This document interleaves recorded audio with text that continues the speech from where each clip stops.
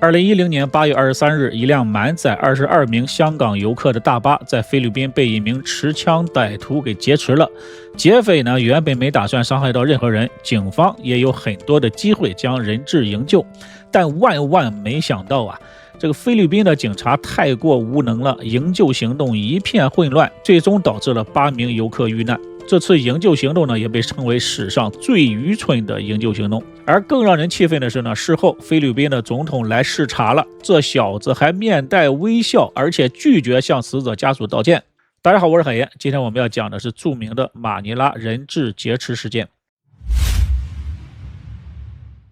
2010年的8月23日上午9点半左右，菲律宾首都马尼拉的利刹公园，一辆载着香港康泰旅行社旅游团的大巴车刚刚结束了游览，游客们呢正陆续的回到车上，车上总共有25个人，包括22名香港游客、1名香港导游和3名菲律宾人。就在这时呢，一个身穿的警服、手持 M16 步枪的男人拦住了大巴，司机是菲律宾人啊，他以为警察是例行检查呢，便让他上了车。没想到这个男人一上车，立刻将枪口就对准了车内的中国游客。这个人的名字叫做罗兰多·梅多萨，55岁，曾经是菲律宾国家警察的高级督察。2008年呢，他因为涉嫌敲诈一名厨师被解职了。更重要的是呢，当时他马上就要退休了，这时被解职就意味着他的养老金也没了，一辈子白干了。于是呢，被开除后的7个月里啊，他声称自己是清白的，多次申诉却始终得不到任何的回应。走投无路之下，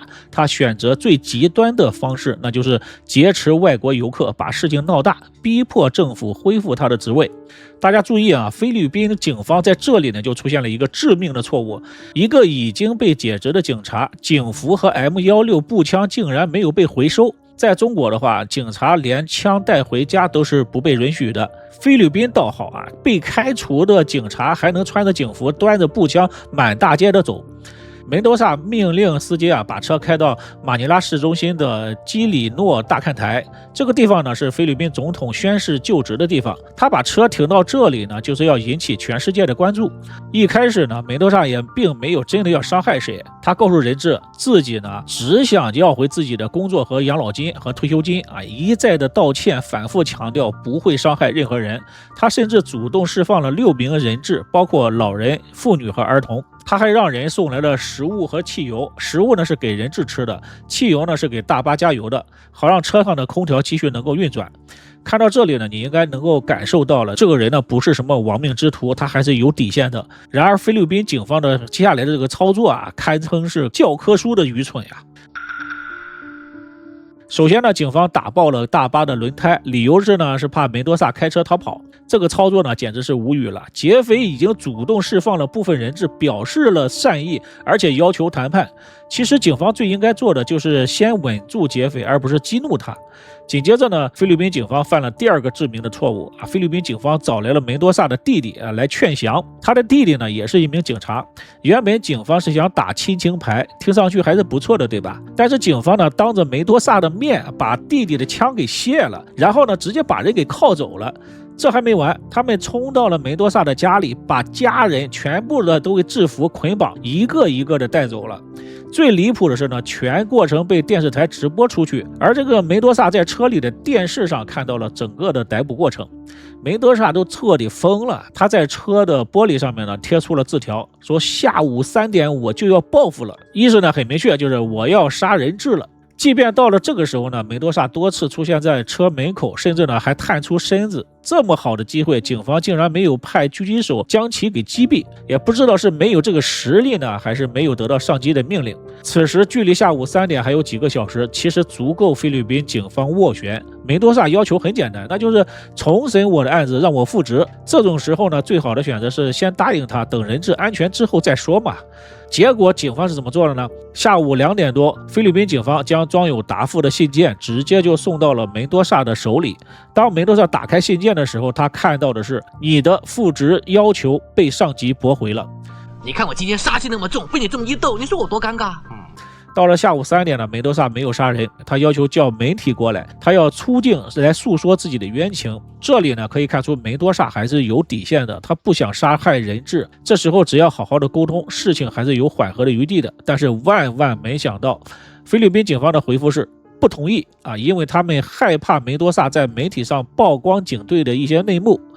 时间到了下午4点，马尼拉的市长到达了现场。更离谱的还在后面，下午6点多的时候，现场这边都快出人命了，而马尼拉的市长和其他的几位高官竟然去饭店吃饭，而且谈笑风生，喝酒喝得很是欢乐呀，这是太不负责任了，完全不把人命当回事呀。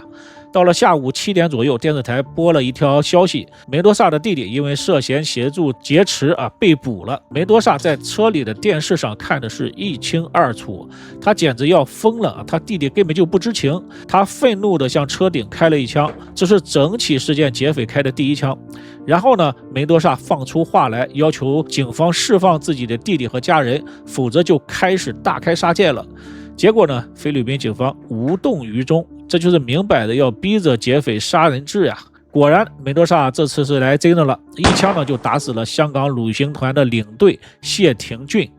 大巴车的司机一直被用手铐铐在了驾驶位的位置，他找到机会挣脱手铐，从大巴车上跑了下来，一边跑一边还大喊着车里的人都死了，全都死了。但这里呢，要说明的是司机的话只能作为参考，因为当时车窗是全部都拉上了窗帘，谁都不知道里面到底什么情况。原本车上总共是有25名人质，梅多萨呢先后释放了7名，还剩18名人质。自始至终，梅多萨只开了2枪，一枪是向车顶开的，另一枪呢打死了谢廷俊这2枪不可能一下子打死18名人质吧？但菲律宾的警方根本就没有去核实司机的说法，在不能确认车里情况的前提之下，最终决定强攻。而负责强攻的队伍呢，被称为菲律宾最厉害的精英中的精英，在英国、美国训练过的超级特种部队。负责指挥的是马尼拉的警察总长罗多夫·马格迪拜。这支超级特种部队下午3点就接到了命令，从总部出发。结果呢，直到下午6点才赶到现场，理由是路上遇到了堵车。而接下来呢，这支超级部队的表现更是令人震惊。7点40分左右，特种部队开始了行动。梅多萨手里拿的是 M16 步枪而这些所谓的超级特种部队手里，有的人还拿着手枪，有的甚至连头盔都没有戴。面对劫匪的 M16 步枪，连个防弹盾牌都没有。这个超级部队的装备真的是简陋的可以。他们悄悄地靠近了大巴的中部，抡起了大锤朝车窗砸去。但是他们不知道有个游客正靠在那块窗户休息呢，一锤子下去，游客当场被砸到了头，生死未卜菲律宾的超级特种部队就是牛叉先干人质再干劫匪，反正就是没打算留活口他们从窗户破洞往里扔催泪弹扔一个，结果呢打在窗户上弹了回来，再往里扔第2个、第3个、第4个，全弹回来了。车里的梅多萨啥事没有，外面的特种部队被熏得睁不开眼睛。窗户进不去呢，他们就去砸大巴的前门，砸了半天，玻璃被砸得稀碎，但是门还是没有弄开。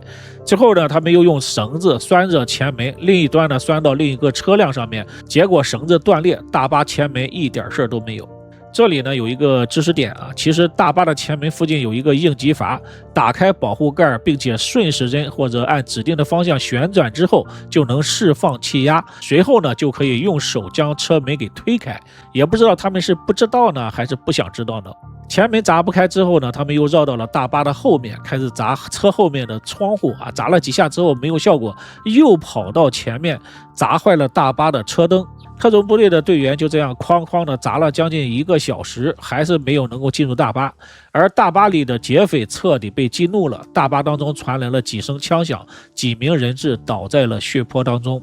直到晚上8点13分，特种部队终于把大巴后面的紧急出口给弄开了。特种部队呢冲了进去，梅多萨在里面疯狂的扫射，在没有防弹盾牌的情况之下，小手枪怎么能干得过 M16 呢？直接被梅多萨火力压制。几个特种部队的队员从刚砸开的窗户跳了出来，十分的狼狈。特种部队往车里扔了催泪弹，梅多萨一边扫射一边本能的往大巴前面退。在他退到前门玻璃的时候，狙击手找到了机会，